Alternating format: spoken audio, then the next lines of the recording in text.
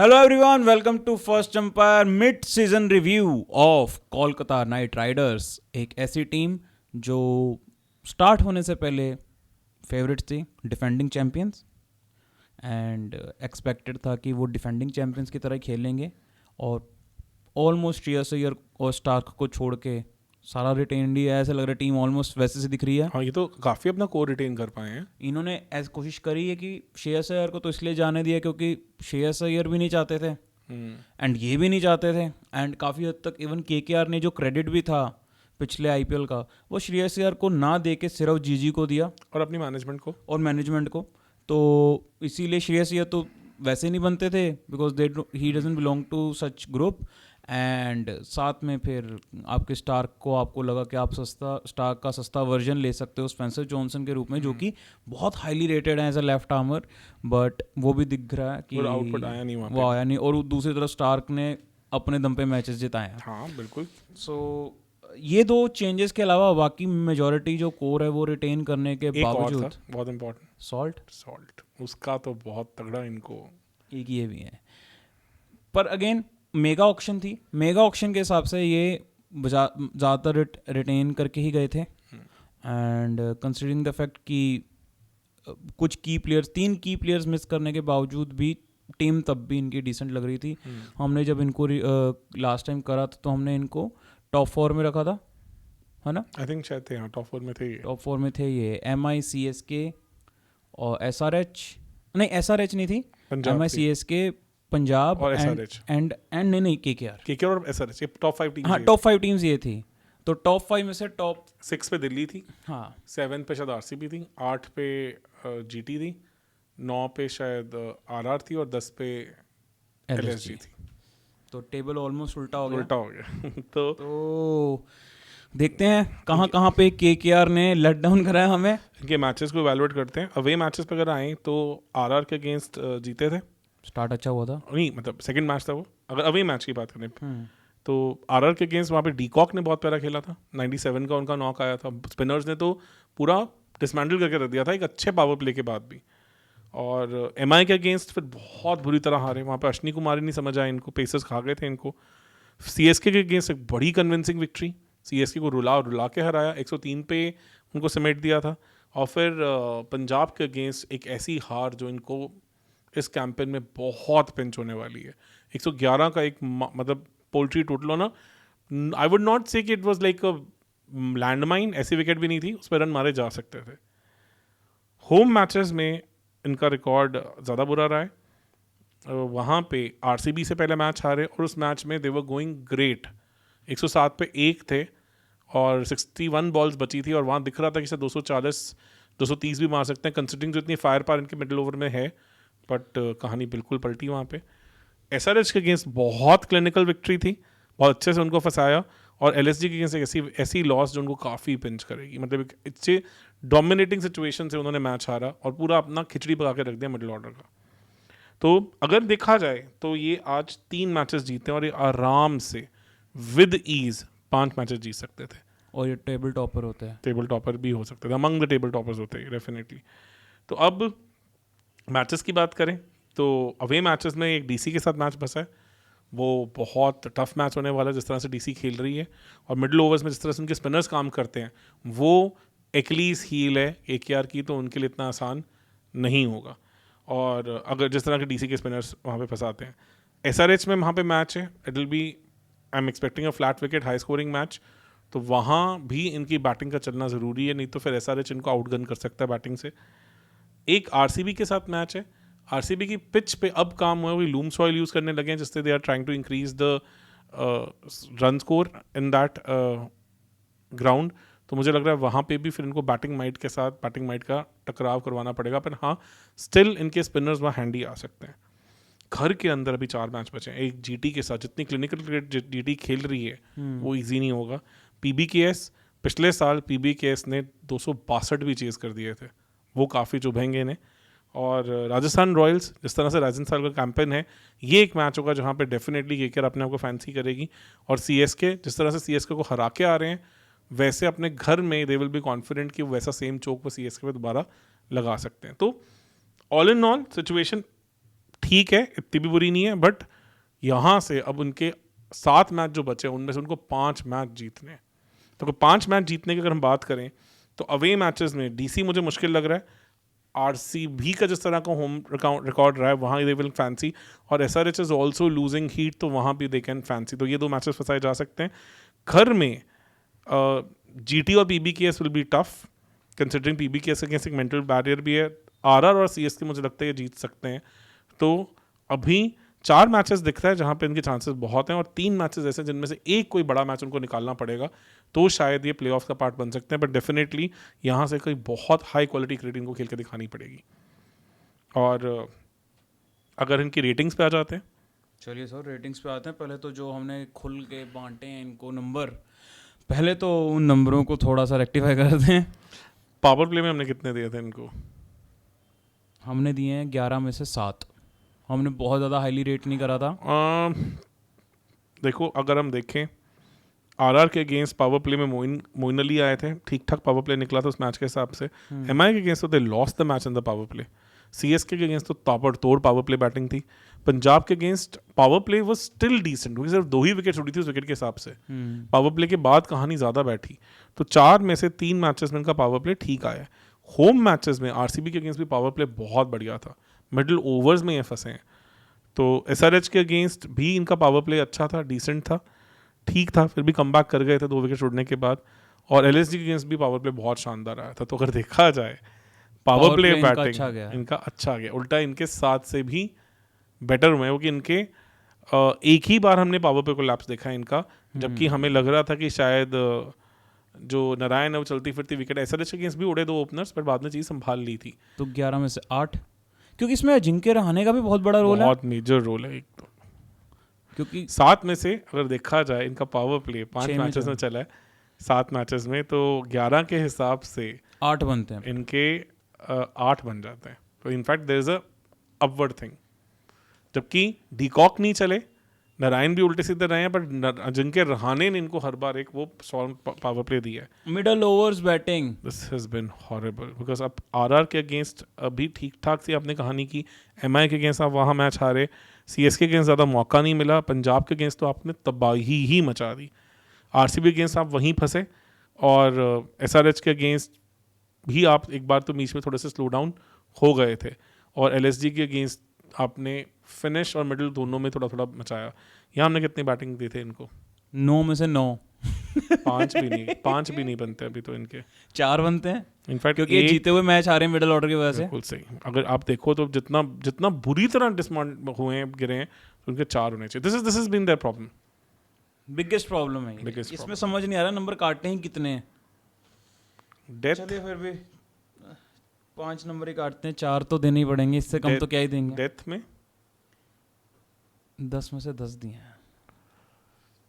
अपने ऊपर ऐसे फील हो रहा है ना कि क्या ही करा है मैंने। हमने आंद्रे रसल, रिंकू सिंह, रमनदीप, इनको obviously one of the best finishers expected थे ये।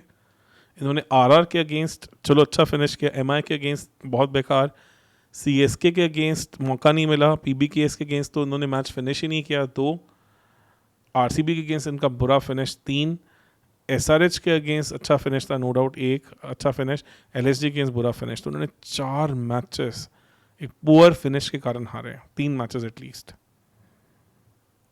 तो इसमें तो I think 4 number at max, वो भी सिर्फ इसलिए क्योंकि इन्होंने 2 मैचेस में अच्छा फिनिश किया, सिर्फ 2 मैचेस में, 7 में से 2 हैं तो नहीं कम है, 3 नंबर ही बनते हैं यहाँ पे फिनिशिंग में। तो क्योंकि आप सोचो जिस तरह का मैच आपने एलएसजी और पीबीकेएस के अगेंस्ट हारा है, वो बनता ही नहीं था, बनता ही नहीं था, वो टू मच ही हो गया था वो तो। मैच हो गया।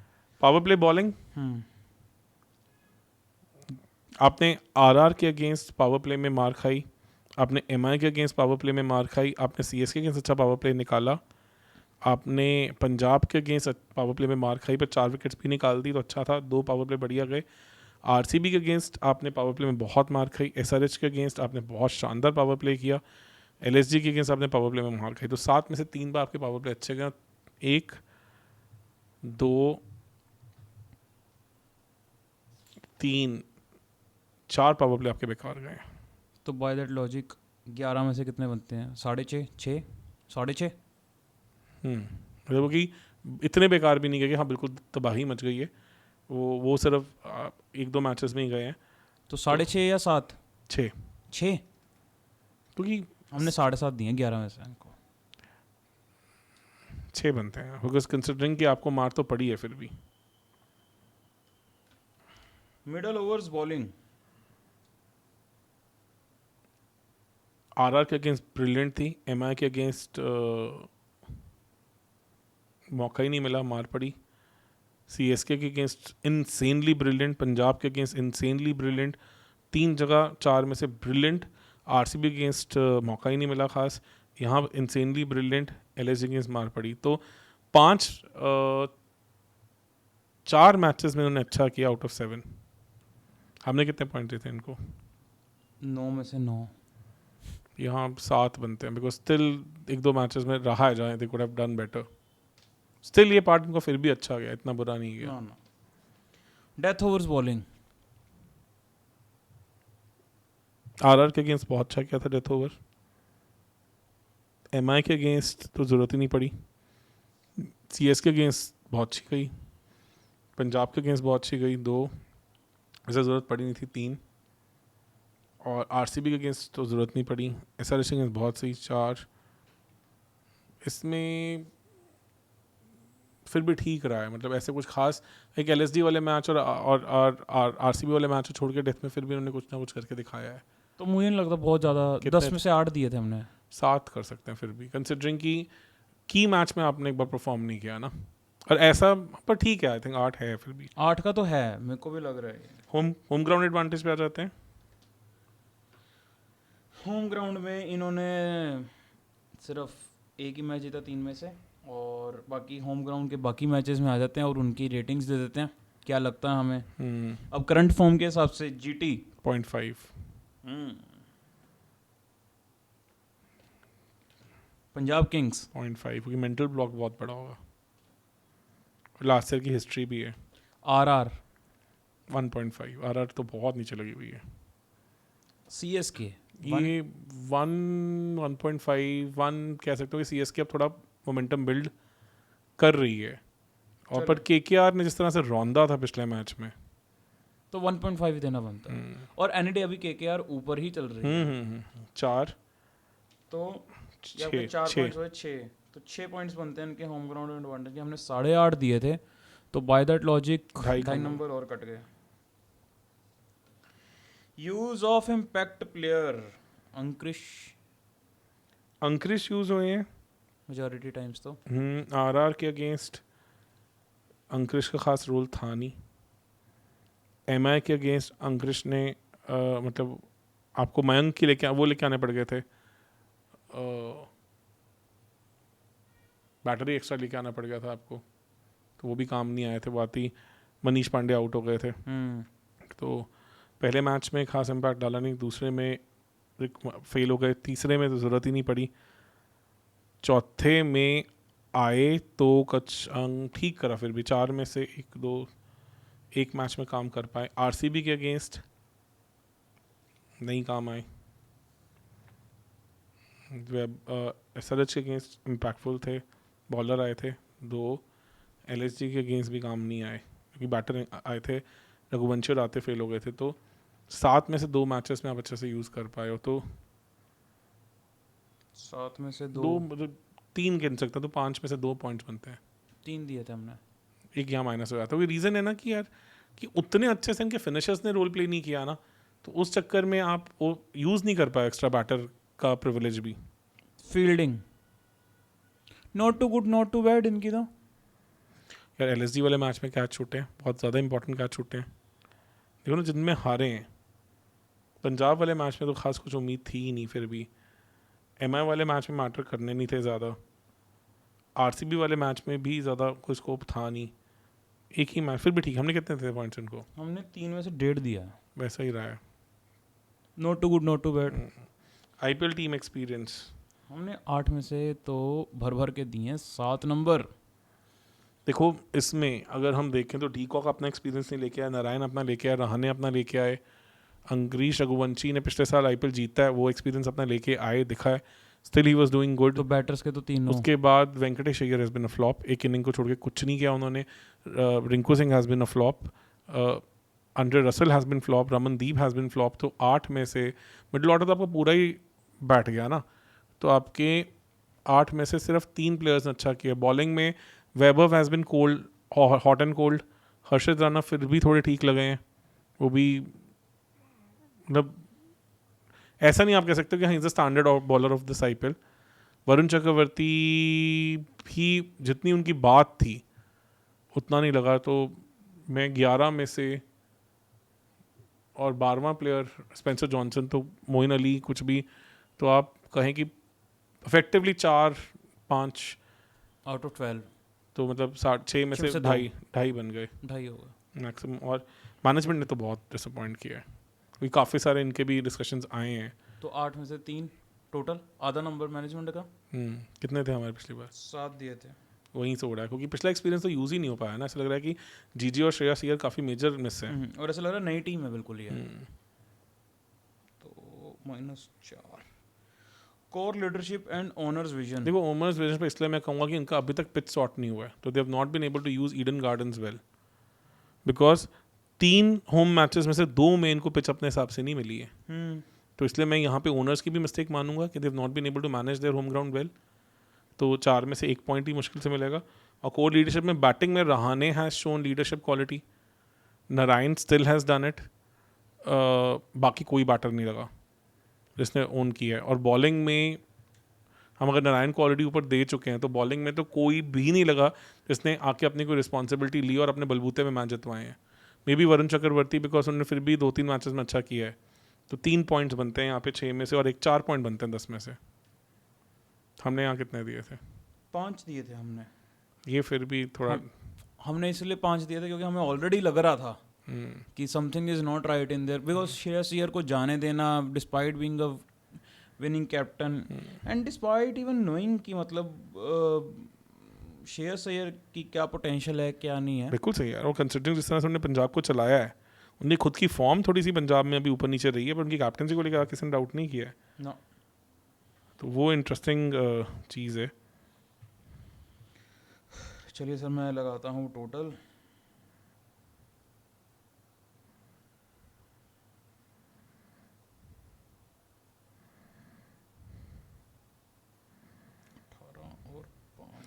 इनके लिए जो वे फॉरवर्ड मुझे लग रहा है कि इनको एक तो होम ग्राउंड पे तो बिल्कुल स्पिनिंग विकेट्स चाहिए बिकॉज इनके पास 2 क्वालिटी स्पिनर्स और मोइन अली के साथ तो 3 क्वालिटी स्पिनर्स ज़्यादा आते हैं. तो वहाँ they will have to bank their spinners and plus it's high time they should bring Gurbaz now because de Kock काफ़ी ज़्यादा डिसअपॉइंट कर रहे हैं. या फिर what they can do is they can push Venkatesh Iyer as an opener because वो middle order में कुछ खास कर नहीं सकते, कर नहीं रहे इनफैक्ट. तो और उसकी जगह फिर आप लवनीत सिसोदिया को ले आए जो पहले RCB में थे. इनफैक्ट लवनीत सिसोदिया बड़ा इंटरेस्टिंग केस है. वो RCB में इंजर्ड हुए थे, उनके रिप्लेसमेंट के लिए पट्टीदार वहाँ पे आए थे और उस बार लवनीत को बेचारों को अभी तक चांस ही नहीं मिल पाया. तो ये भी एक अच्छा ऑप्शन हो सकता है जिसको यूज़ कर सकते हैं. प्लस अंड्रे नॉके जब से आए हैं तो वो इम्प्रेस कर रहे हैं, 152 की पेस मार रहे हैं. उनको अब मे बी आप ज़्यादा रेगुलरली खिलाएं एटलीस्ट ऑन पिचेस जहाँ पे फास्ट बॉलर्स के लिए कैरी है. तो और अगर अंडर रसल का रोल क्लैरिटी बहुत ज़रूरी है. I think they have not been able to use him well this season. और मुझे लगता है it's time now they need to move on from Ramandeep also कि उनकी जगह शायद कोई और इंडियन प्लेयर यूज़ करना ज़रूरी है बिकॉज आप उनको एज अ बॉलर यूज़ कर नहीं पा रहे और बैट के साथ वो मल्टीपल टाइम्स अब डिसअपॉइंट कर चुके हैं. तो may be it's time that we need to find a solution from for his position also. Exactly. All in all इतना ज़रूर है कि KKR के पास still they are in the game. उनको 5 मैचेस जीतने हैं 7 में से. सो अपनी क्रिकेट बहुत टॉप नॉच करनी पड़ेगी. शायद उनको मतलब यही है कि 1 गेम एट अ टाइम एक बार मान के चलें. और थोड़ा मुझे लगता है कि रहाणे को और रिस्पॉन्सिबिलिटी लेनी पड़ेगी. उनको थोड़ा अपने ऊपर रखना पड़ेगा कि जब भी वो आउट हुए हैं तो उसके बाद मैच हारे हैं तो मे be he needs to now finish the games also. Asking little too much because उन्होंने काफ़ी अच्छा किया है. I don't think so he has disappointed as a batter.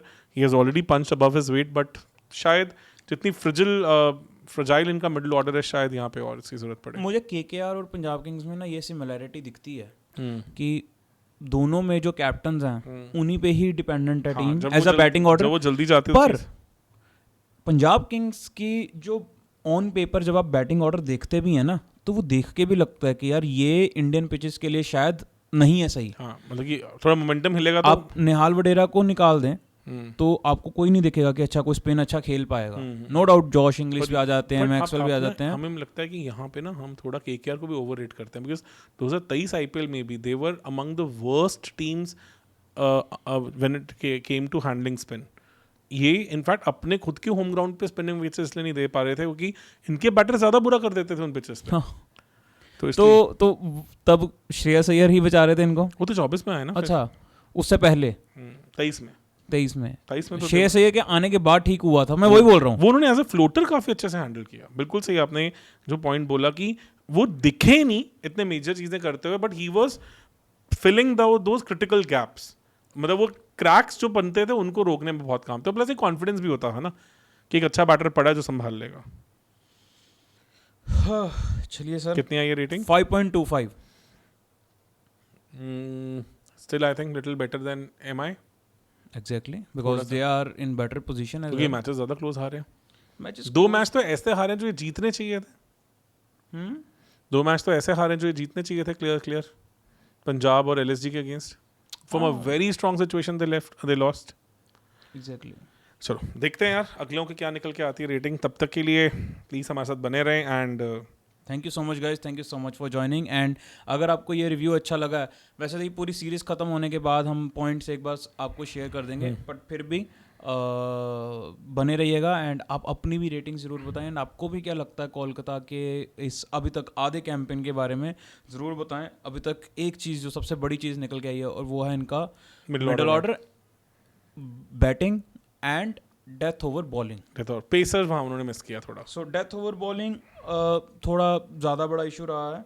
Sorry, death over bowling तो बढ़िया रहा है, इनका इशू रहा है death over batting, death over batting as well as middle over batting. बिल्कुल सही। So batting has been their concern, bowling में दे हैव डन आप खुद सोचो ना, गुड। क्योंकि आप जो मैचेस हार रहे हो, आरसीबी के अगेंस्ट आपकी बैटिंग ने इतनी स्ट्रॉन्ग प्लेटफॉर्म को भी जाने दिया, एलएसजी के अगेंस्ट फिनिश नहीं कर पाए, पंजाब के अगेंस्ट आपने कैसा मैच हारा है। तो 3 तो आपके ऐसे लॉसेज हैं जहां पे आपके मिडिल ऑर्डर और डेथ बैटिंग ने बुरी तरह डिसअपॉइंट किया।